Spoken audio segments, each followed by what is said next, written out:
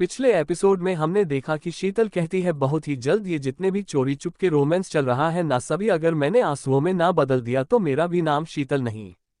तभी विप्लव उसके कान के पास आकर धीरे से बोला बहुत अच्छा बोला तुमने। अचानक विप्लव की आवाज सुनकर शीतल घबरा जाती है और उसका हाथ सीढ़ियों की रेलिंग से छूट जाती है और वह नीचे लुढ़कते हुए गिर जाती है। शीतल की एक दर्दनाक चीख पूरे हॉल में गूंज उठती है। शीतल को अचानक इस तरीके से गिरता हुआ देखकर विप्लव खुद भी हैरान हो जाता है और जल्दी से नीचे आता है। तो शीतल को ज्यादा चोट नहीं आई थी, बस हल्का सा उसके गले में मोच आ गई थी। बाकी सब लोग भी कमरे से नीचे आ जाते हैं। वैशाली शीतल को गिरा हुआ देखकर नीचे आते हुए बोली, तुम काहे बंदर की तरह गुलाटी खा रही हो भाई? रात को तुम्हें नींद नहीं आती है का उल्लू की तरह जागती रहती हो? दामिनी वैशाली को इस तरीके से कहता हुआ देख गुस्से से बोली, तुम जरा तमीज से बात कर सकती हो क्या? तुम देख रही हो ना उसे चोट लगी है।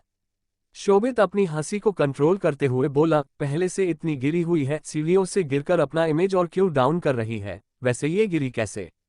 राजेंद्र शोभित की तरफ देखते हुए बोले, शोभित मजाक उड़ाना बंद करो, उसे उठाओ और कमरे में ले चलो। राजेंद्र की बात पर शोभित को ना चाहते हुए भी शीतल को अपनी बाहों में उठाकर कमरे की तरफ ले जाना पड़ता है। शोभित शीतल को बिस्तर पर बैठा देता, पीछे पीछे घर वाले भी आ जाते हैं। शीतल अपनी गर्दन भी नहीं हिला पा रही थी। पीताम्बर घर वालों की तरफ देखते हुए बोले, मैंने डॉक्टर को कॉल कर दिया है, रात काफी हो गई है, बच्चों अपने कमरे में जाओ, हम हैं यहाँ पर। सभी वहां से ऐसे जाते हैं जैसे उन लोगों को 3 दिन की सख्त ट्रेनिंग के बाद फाइनली छुट्टी मिली हो। वैशाली चलते हुए विप्लव की तरफ देखते हुए बोली, हमने तुमको देखा था उसके पास, तुमने कहीं उसको धक्का? विप्लव वैशाली की बात को बीच में काट कर बोला, मैंने सोचा था कि उसे पीछे से डराऊंगा और वो गिर जाएगी और हुआ भी ऐसा ही, लेकिन उसकी चीख निकल गई, इसलिए आप सभी आ गए। अगर वो बेहोश होती ना तो कसम से मैं उससे ले जाकर किसी बीच पर बांधकर छोड़ देता। सम्राट विप्लव को घूरते हुए बोला, ऐसी बकवास हरकत क्यों की तुमने? और अगर उसे ज्यादा लग जाती तो तुम्हें पता है तुम्हारे खिलाफ पुलिस केस हो सकता था। विप्लव सम्राट की बात पर मुंह बनाता है तो सम्राट सब लोगों की तरफ देखते हुए कहता है, अपने अपने कमरे में जाओ। सम्राट की बात सुनकर सभी अपने अपने कमरे की तरफ चले जाते हैं। सम्राट विप्लव के कंधे को थपथपाकर बोला, बहुत अच्छा किया, अगली बार थोड़ा ऊपर से धक्का देना समझे, ताकि उसका काम ही खत्म हो जाए, बाकी उसे ठिकाने लगाने की जिम्मेदारी मेरी। विप्लव सम्राट की बात पर खुश होकर बोला, थैंक यू सो मच भाई, वेल गुड नाइट, बाय। इतना कहकर विप्लव अपने कमरे की तरफ चला जाता है। सम्राट के चेहरे पर एक छोटी सी मुस्कान आ जाती है और वो कमरे की तरफ आ जाती है। सम्राट अपने कमरे में पहुंचता है तो देखता है सोना खिड़की के पास खड़ी तारे गिन रही थी। सम्राट पीछे से सोना को अपनी बाहों में भरते हुए बोला, कितने तारे गिने? सोना अपना सिर घुमाकर सम्राट को देखते हुए बोली, आपके कारण ड्रॉप हो गए। खैर ये सब छोड़िए, चलिए मैं अपने पनिशमेंट पूरा करती हूँ, आपका सिर दबा देती हूँ। सम्राट हैरानी से सोना को देखते हुए बोला, क्या तुम्हारी याददाश्त वापस आ गई? सोना अपनी गर्दन नहीं में हिलाकर बोली, नहीं तो, लेकिन आप ऐसा क्यों पूछ रहे हो? सम्राट अपनी एक आईब्रो ऊपर करके बोला, तो तुम्हें कैसे पता कि मैंने तुम्हें पनिशमेंट दिया था? क्या तुम्हें इस बारे में किसी ने बताया है? लेकिन जहां तक मुझे पता है उस समय सिर्फ तुम और मैं यहाँ पर थे, तो तुम्हें कैसे याद? सोना सम्राट से थोड़ा दूर होकर दराज खोल डायरी निकालकर सम्राट के हाथ में रखते हुए बोली, जब आप ऑफिस गए थे ना तो मैंने इसको देखा। सम्राट हताश होकर अपना मुंह बनाता है तो सोना बिस्तर पर बैठते हुए कहती है, अब मैं बोर हो गई, अब आप मेरा सिर दबाओ। सम्राट हैरान होते हुए बोला, तुम मुझे अपना सेवा करने के लिए कह रही हो? सोना अजीब नजरों से सम्राट को देखते हुए बोली, क्यों? एक दिन अगर आप मेरा सिर दबा दोगे तो क्या आपके हाथ पैर में सूजन आ जाएगी या फिर आपका क्रेडिट डाउन हो जाएगा?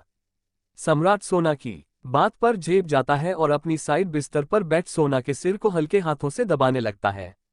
सोना अपने दोनों हाथ सम्राट के कमर पर लपेट लेती है तो सम्राट अपनी मुट्ठी मजबूती से बंद कर लेता है और धीरे से कहता है, सोना ऐसा करना बंद करो। सोना सम्राट को देखते हुए बोली, मैंने क्या किया? सम्राट उसे देखते हुए कहा, क्या तुम्हें नहीं पता इस तरीके से किसी आदमी के करीब नहीं आया करते? सोना मुंह फुलाकर बोली, मैं किसी अनजान आदमी के करीब नहीं आ रही, अपने पति के आ रही हूं। आप पागल हो गए हो क्या? अजीब अजीब बातें कर रहे हो। सम्राट सोना के फूले हुए गाल पर अपनी उंगली को रखते हुए बोला, सोना अवस्थी। सोना सम्राट की बात को बीच में काटकर बोली, गलत सोना अवस्थी ओबरॉय। सम्राट सोना की आंखों में देखते हुए बोला, तुम्हें पता है मुझे तुम्हारी ये भूरी आंखें बहुत प्यारी लगती हैं, जुबा पर कुछ नहीं होता लेकिन तुम्हारी आंखें बहुत बोलती हैं। सोना अपनी एक आईब्रो ऊपर करके बोली, क्या बात है, आप बिजनेसमैन की जगह ज्योतिष क्यों नहीं बन जाते? सम्राट सोना के होठों को देखते हुए बोला, मुझे भूख लगी है। सोना सम्राट को अजीब नजरों से देखते हुए बोली, 1 घंटे पहले तो आपने डिनर किया, आपको और भूख लगी है, चलिए कोई बात नहीं, मैं कुछ बनाकर ले आती हूँ। सम्राट सोना के ऊपर उसके उंगलियों में अपनी उंगली को उलझाकर बोला, मुझे खाने की भूख नहीं लगी, मुझे तुम्हारी भूख लगी है और मैं तुम्हें खाना चाहता हूँ। सोना सम्राट को अपनी बड़ी बड़ी आंखों से देखते हुए बोली, सम्राट ऐसा नहीं लगता कि आप बहुत ज्यादा नौटी हो। सम्राट जो सोना के गले पर किस करने जा रहा था, सोना के मुंह से अपना नाम सुनकर सोना के चेहरे को पकड़कर खुश होते हुए बोला, तुमने क्या कहा, फिर से कहो। सोना सोचने की एक्टिंग करते हुए बोली, मैंने कुछ गलत कहा क्या? मैंने कहा कि आप बहुत ज्यादा नौटी हो गए हो। सम्राट इस बार थोड़ी सख्त आवाज में बोला, सोना मुझे टीज करना बंद करो, मुझे नहीं पसंद, तुमने अभी मेरा नाम लिया, फिर से लो। सोना अपना चेहरा दूसरी तरफ करते हुए बोली, सम्राट। सम्राट सोना के कॉलर बोन पर बाइट करके बोला, और बोलो। सोना अपनी आंखें बंद कर सिहरते हुए बोली, सम्राट। सम्राट उसके क्लीवेज पर किस करते हुए बोला, कहती रहो। सोना अपना एक हाथ सम्राट के पीठ पर ले जाती है, अपने दूसरे हाथ से सम्राट के बाल को सहलाते हुए बोली, सम्राट आई लव यू। सम्राट सोना के नाइट ड्रेस को उससे अलग करते हुए बोला, I love you more than सोना। सोना सम्राट की तरफ देखती है तो सम्राट सेड्यूसिंग वॉइस में कहता है, मैं तुम्हें कभी खोना नहीं चाहता। सोना इतना कहकर सम्राट सोना के होठों पर अपना होठ रख देता है। अगले दिन सुबह सुबह के 7 बजे सोना की नींद खुलती है। उसे अपनी कमर पर किसी का भारी हाथ महसूस होता है। अपना सिर घुमाकर देखती है तो सम्राट एक मासूम बच्चे की तरह सो रहा था। उसके चेहरे पर दुनिया जहां का सुकून और मासूमियत नजर आ रही थी।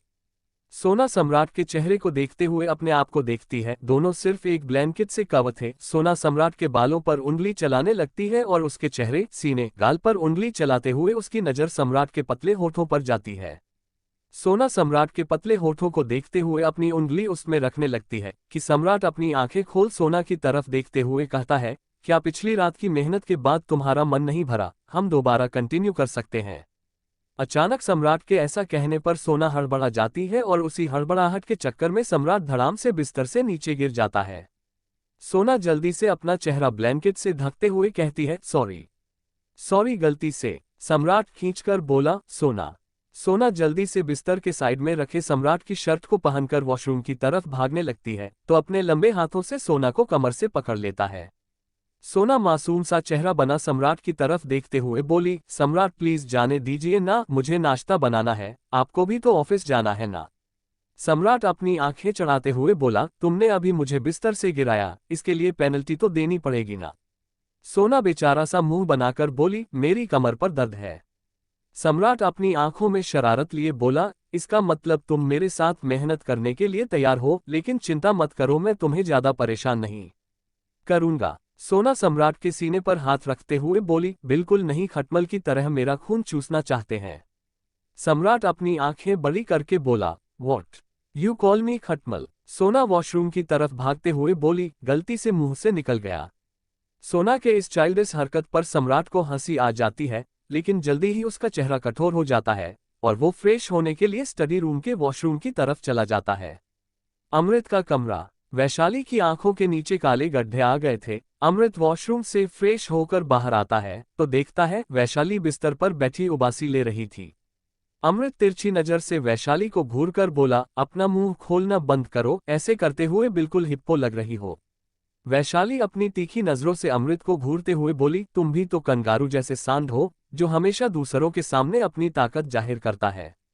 अमृत वैशाली की बात पर बोला, कल रात को उस शीतल महारानी के कारण तुम बच गई, लेकिन दोबारा अगर तुमने मेरे पीठ पीछे मेरी बुराई करने की कोशिश की ना तो मैं तुम्हें उल्टा पंखे पर टांग दूंगा। वैशाली बिस्तर से खड़ी होकर अमृत की तरफ अपने कदम बढ़ाती है। अमृत हैरानी से वैशाली की तरफ देखने लगता है तो वैशाली अमृत के सीने पर अपनी उंगली गोल गोल घुमाते हुए कहती है, हमको तुमसे परमिशन चाहिए। अमृत अपने मुंह में आया सलाइवा निगलते हुए बोला, कैसी परमिशन चाहिए?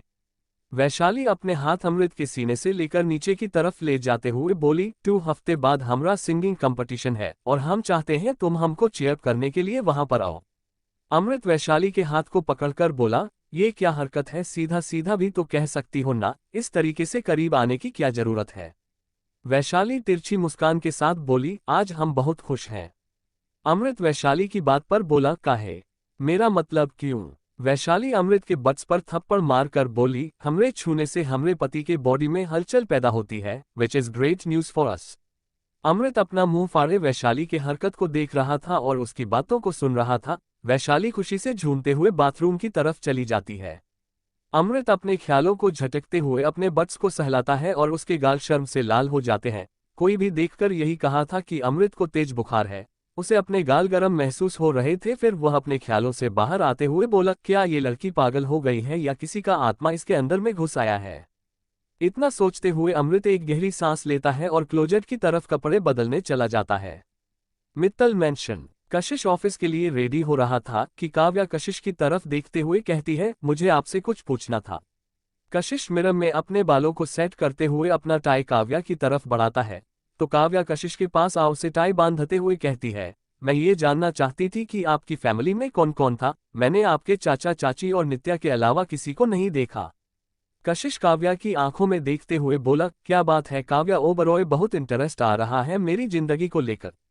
काव्या कशिश के इस तरीके से देखने पर अपनी नजरें उसकी आंखों से फेरते हुए बोली, मैं बस इसलिए पूछ रही थी क्योंकि कल नित्या बता रही थी कि आपकी एक बड़ी बहन थी और उनका एक्सीडेंट हो गया।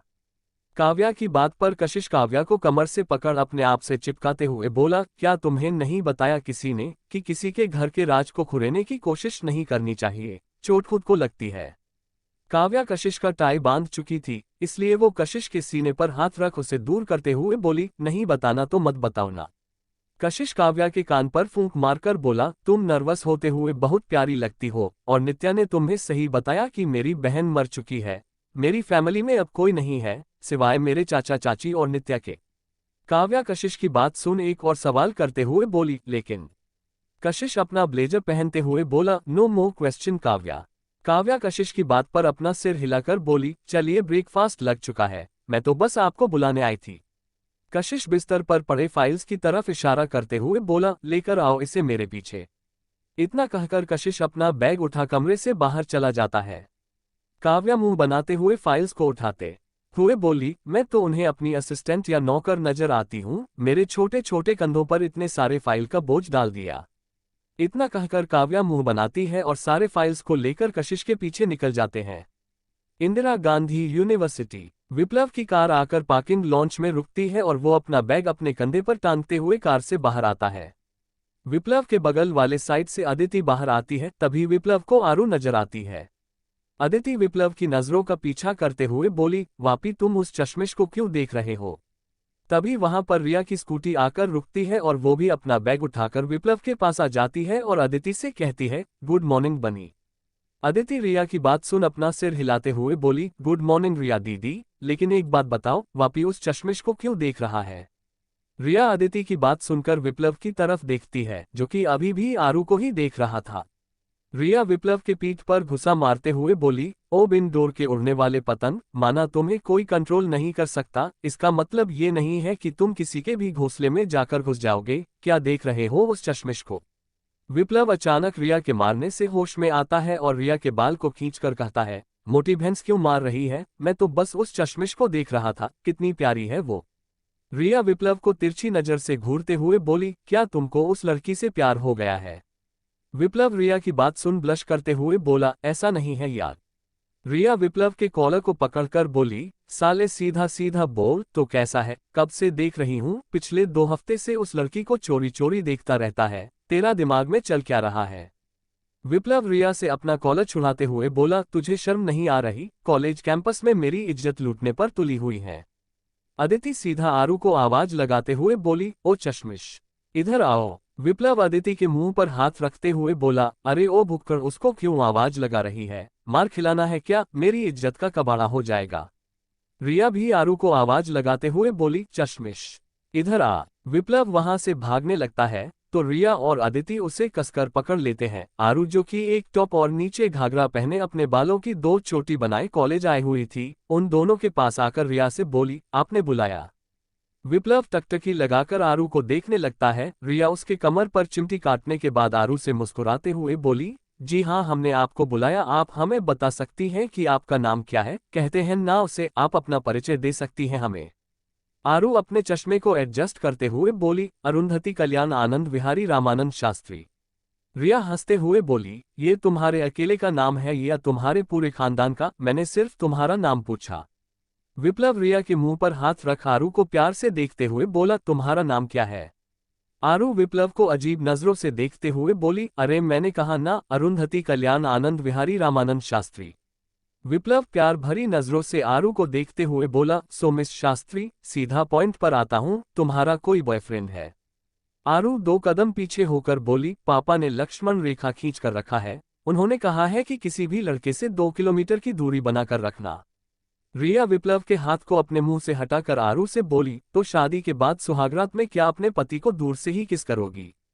अदिति कंफ्यूज होकर रिया की तरफ देखते हुए बोली, ये सुहागरात क्या होता है? मुझे भी बताओ, फिर इसको बताना। रिया प्यार से अदिति के सिर को सहलाते हुए बोली, मेरा बच्चा, तुम बहुत छोटी हो अभी, इन सब चीजों को मत सोचो, ठीक है? पहले हम इससे बात कर रहे हैं ना मिस शास्त्री से, उससे निपट लेते हैं।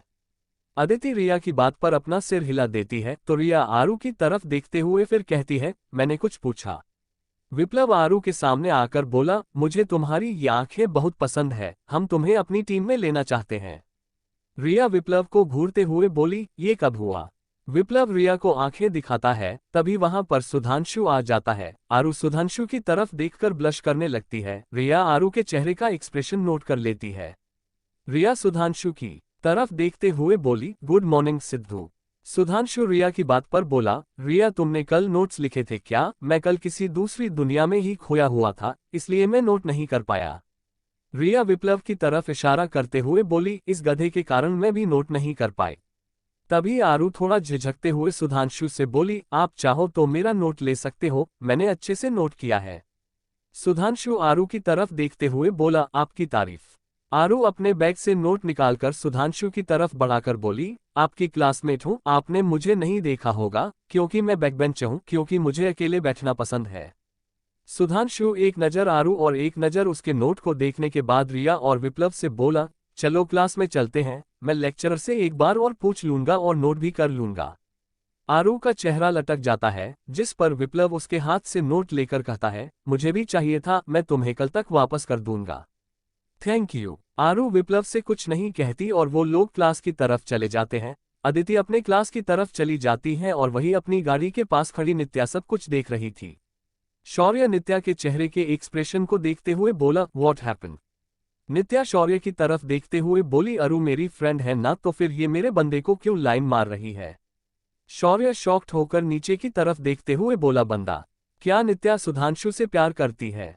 क्या दोनों की स्टोरी आगे बढ़ेगी? क्या विप्लव आरू से अपने दिल की बात कह पाएगा? आगे की कहानी सुनने के लिए बने रहिए माय क्रूल डेविल हस्बैंड कहानी पर।